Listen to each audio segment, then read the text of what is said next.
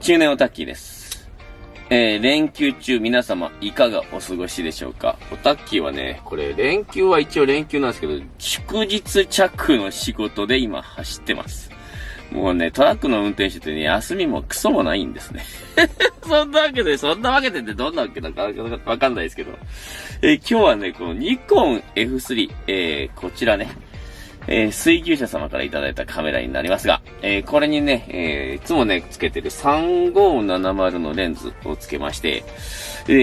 ウクライナ製のね、フィルム、アストラムフォト100というフィルムで写真撮ってきました。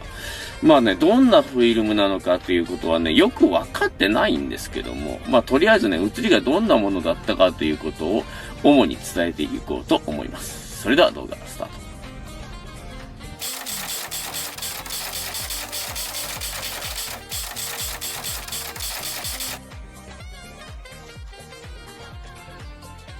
はい、今回はね、このニコン F3 でね、アストラムフォト100というフィルムで写真を撮ってきたわけなんですけども、まずアストラム社っていう会社がどんな会社だったのかっていうことで、これ英語版のウィキペディアにね、載ってる、日本語版は載ってないっぽいですね。ウクライナの、アストラムはウクライナにある写真用品会社で、1995年に設立されました。スベマ社がかつて同様の製品ラインを製造するために使用していた機器を運用していますということですね。で、写真フィルムがモノクロがね、FN64、フォト100、フォト200、フォト400、MZ3、以前これね、動画作りましたけど、A2、で、HK ですか ?NK だ。で、このようなフィルム、あとカラーネガフィルム、カラー赤外線フィルムも一応製造されているということなんですけど、これまだ試験的に製造されたっていうレベルで、一応ね、日本国内でも販売されたんですよ。販売されたんですが、カワウソ商店さんから出てたんですが、ついこの間まであったんですけど、一気になんか売り切れちゃいました。オタッキーのライブ中にね、売り切れちゃったみたいで、どなたかね、購入してると思うんですけど、誰が購入したかちょっとわかんないんですけどもね。でね、まあ、スベマ社。これソビエト社会主義共和国連邦の会社だったみたいなんですけども、ウクライナがね、ソビエト崩壊から分裂してね、独立した時に、ウクライナのアストラム社という会社に変わったみたいな感じなんですかね。1995年ということで、ソビエト崩壊直後からウクライナの産業としてね、他にもね、アーセナル社っていうのがあるんですけども、これはね、カメラを製造してるキエフとかね、ペンタコン6のコピーとか、そういう色、なんだっけ、北斗レンダーかなんかの、コピーも作っていたのかな。ちょっとはっきりわかんないですけど、そういう会社もあることはあるんですけども、ウクライナは結構ね、写真関係の会社が集中してたっぽいですね。でね、どんなフィルムだったのかっていうことなんですが、とにかくね、薄っぺらいです。フィルムベースがね、恐ろしく薄くて、これ以上薄いやつ、ちょっと見たことないですね。アストラム以外のフィルムでも一応薄いフィルムってあるんですけども、アドックスとかね、そういうのあるんですけども、それよりもさらに薄くて本当にペラペラでした。で、現像はね、結構苦戦しました。MZ3 の時もそうだったんですけど、で、送られてきてから時間が経っているフィルムということもあって、これカワウソ商店さんからね、購入できる、フィルムなんですけども、で、今回はね、ドリームロコモティブさんから提供いただいたフィルムになるんですけどね。で、長いこと経ってるということで、カールがきついと。おそらくね、パトロールの中に入ってるんで、絶対カールはきついなと思って、このニコン F3 はね、逆巻きスプールなんですね。よっ。このね、フィルムを巻くスプールが、逆に巻いてくれるんですよ。だからカールの向いてる向きの逆に巻いてくれるんで、撮影が完全に終わった後1週間ぐらい放置して巻き取りました。で、現像したらね、一応うまいことは言ったんですけどもね、薄っぺらいフィルムということで、とにかく取り扱いは大変ということで、作例にもね、それがひしひしと現れております。そんなわけでね、どんな写真が撮れたのか、作例をね、紹介していきますけどね、はっきり言って現像うまくいってません。完全にはうまくいってません。見れるっていうレベルにはなってるんですけど、それが1枚目からドンと出てきますので、その辺をね、踏まえてからね、作例を見ていただけたらと思います。それではここからは作例です。はい、作例なんですけどもね、もう見ていただければわかると思うんですけど、豪快に現像ムラが出ておりますね。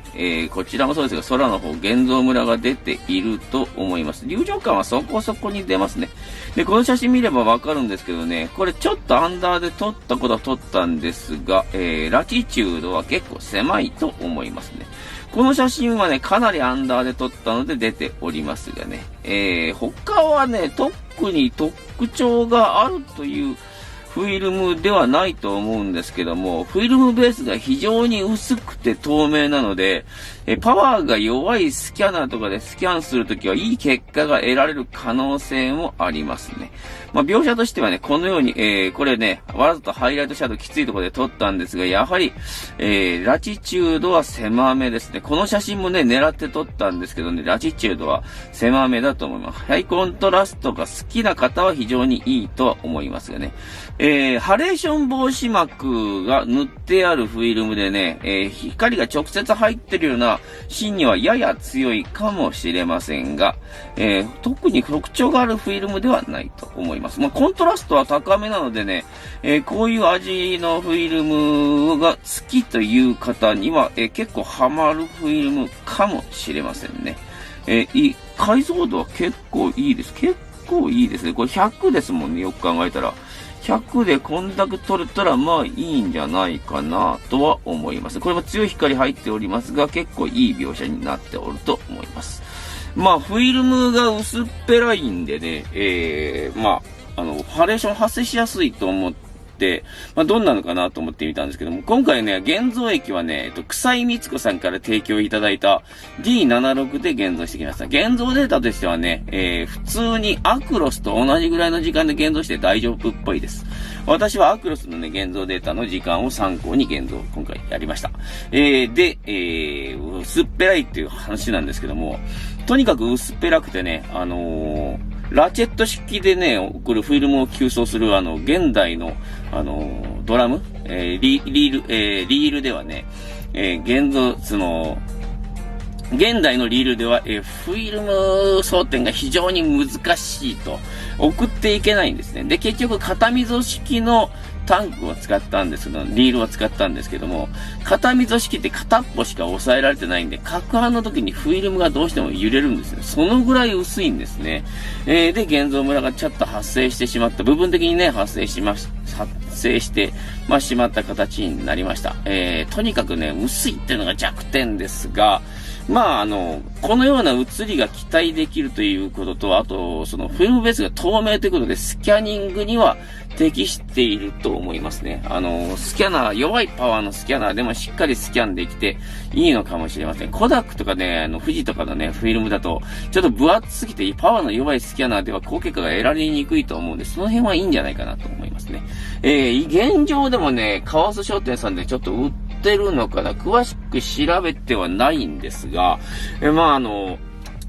現状では多分製造はしてないと思うんですね。戦争やってるんで。入ってこっち来てないと思うんで、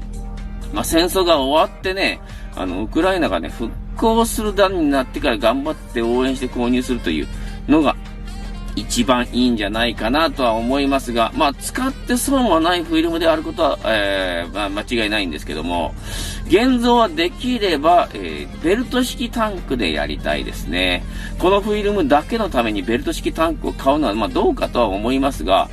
キング社とかね、LPL 社とかの、現像タンクをもう共用できるパターンがほとんどだと思うので、ベルト式のね、リールだけ、購入して、追加購入してね。で、今まで使ってる現像タンクで現像してもいいんじゃないかなとは思います。はい、こんな感じになっていきますけどね、アストラム社。まあ、現状ではおそらくフィルム製造してないとは思うんですが、無事であることをね、祈ってるんですよね。で、戦争ちょっと長引きそうなので、果たして次のフィルムがいつ入ってくるか、特に期待するのはカラーネガなんですけども、カラーネガを試験的にね、販売したということでね、ちょっとニュースになっておりましたけども、現状ね、カラーネガフィルムがね、どんどん減っていってるんでね。あとちょっと言い忘れてたんですけど、パトローネがちょっと小型で、フィルムのね、パトローネのケースのカメラの中であまり安定しない、ような感じがしまして、特にね、バルナックライカ系、なんだっけ、レオタックスではね、フィルム急走することができませんでした。カメラを選ぶという点では注意が必要かもしれません。まあ、買ってみてね、動かなかったら、どうしようって考えるぐらいのレベルでいいと思うので、とりあえず少数の数をちょっと買ってみて、装填できるかなっていう感じでね、やっていただけたらいいと思います。はい、今日のね、フィルム紹介ですね、はこんな感じ。ここからはね、作品投稿のコーナーになってまいります。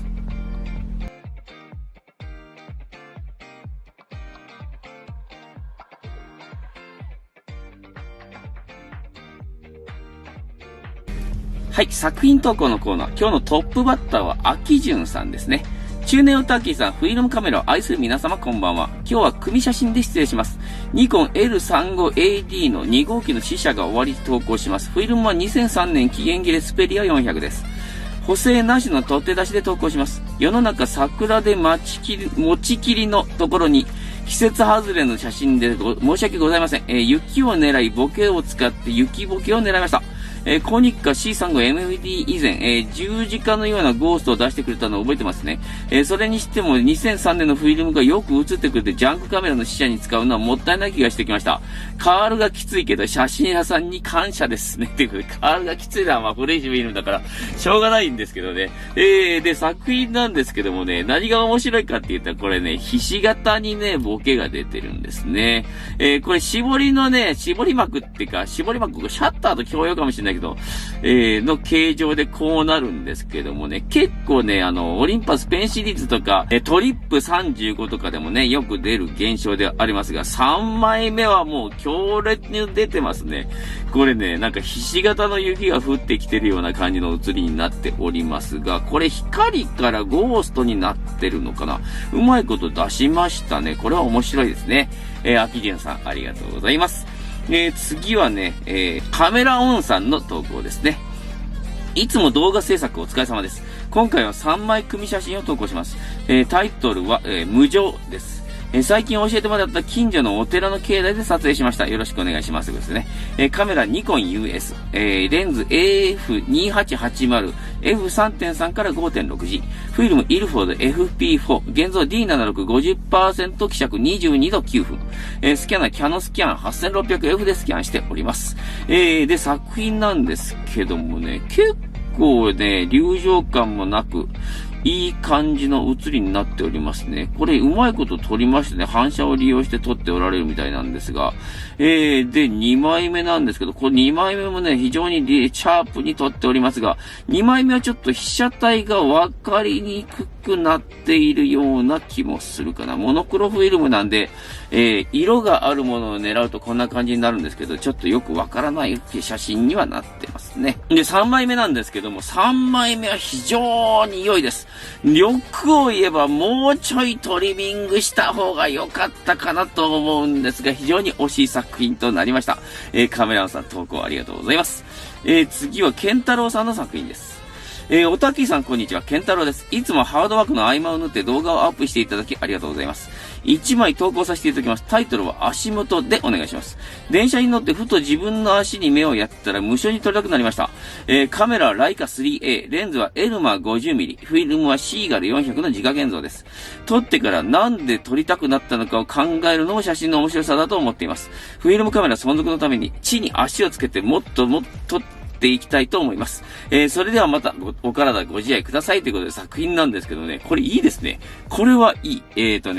アンダーになっているのが逆にいいんですね。足が1本しか映ってないのも面白いし、床以外も映ってないのも非常に面白いですね。タイトル画面にはちょっと弱いかもしれないですが、ちょっと惜しかったかな。なんかもう一つアクセントが欲しかったかな。なんかもう落っこちてるゴミとかね。それも面白かったかもしれないですけどね。ケンドラさん投稿ありがとうございます。次は、りゅうすけさんの投稿ですね。中年オタッキーさん、こんにちは。今回は作品投稿させていただきます。作品はフィルム写真2枚です。1枚目の使用カメラ、ニコン S3、レンズは S ニッコール 50mmF1.4、フィルムはコダックポートラ400です。2枚目の使用カメラ、アサヒペンタックス、67、バケペンですね。レンズは SMC タクマ67 90mmF2.8、フィルムはコダックエクタ100です。何卒よろしくお願いします。これからも動画楽しみにしておりますという作品なんですけどもね、1枚目はね、自転車をね、被写体にしておりますがね、非常にほのぼのとした写真、光もね、若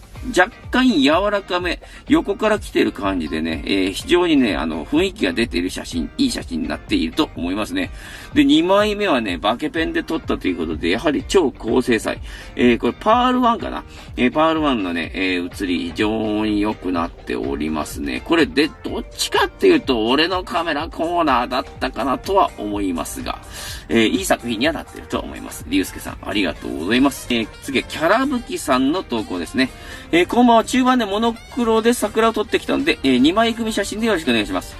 タイトルは校舎と桜、カメラペンタコン6、レンズビオメーター 80mmF2.8、フィルムアクロス100ということですね。で、作品なんですけどもね、非常にさすが中盤ということでね、高精細な写真になっております。ただ、モノクロでね、桜を撮るのは非常に難しいんですね。2枚目結構そつなくまとまってますね。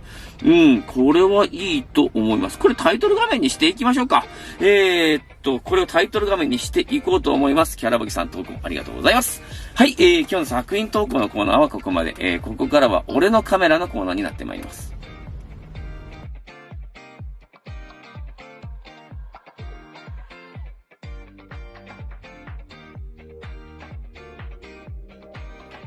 はい、俺のカメラのコーナー。今日の俺のカメラ、りゅうすけさんからの投稿ですね。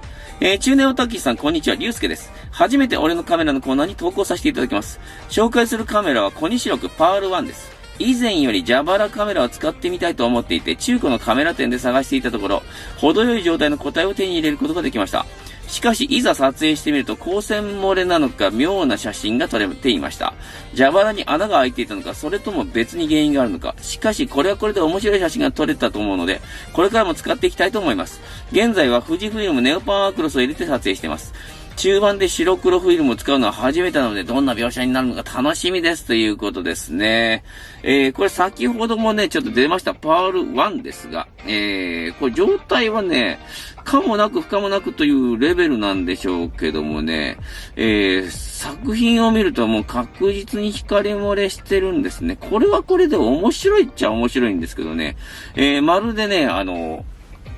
プリントなんだっけ、インクジェットプリンターでプリントしたやつにちょっと水を落としちゃったみたいな写真に、なっておりますがね、これ確実に光線漏れしてると思うのでチェックした方がいいと思います。やり方はね、裏蓋を開けてね、目ん玉を中に突っ込むぐらい覗き込むんですよ。ちょっと明るいところで、めっちゃ明るいところで、調べた方がね、漏れてると分かりやすいです。でね、何でもいいからね、埋めたらとりあえずね、光線漏れは止まります。オタッキーもね、以前、セミコンターで、写真を撮ってね、動画を作ったんですけど、あれも漏れてたんですけども、適当にね、マスクの中の不織布ですか。あれにね、マジックを塗ってね、糊でね、ひっつけてね、とりあえず光線漏れ止まったんで、作例撮れたんですけどもね。まあ、いろいろ工夫してね、ちょっと完璧な状態のね、写りもね、試してみたいとは思うので、ぜひね、やってみてくださいね。今もうすでにフィルムが入っているということなので、今すぐはできないとは思いますが、まあ、チャンスがあったらね、ちょっとやってみてください。こうやって明るいところでね、めっちゃ明るいところで覗き込んだらね、光点が見えますから、そこを塞げばなんとかなると思います。はい、投稿ありがとうございます。ここからはね、やったーやっちまったのコーナーになってまいります。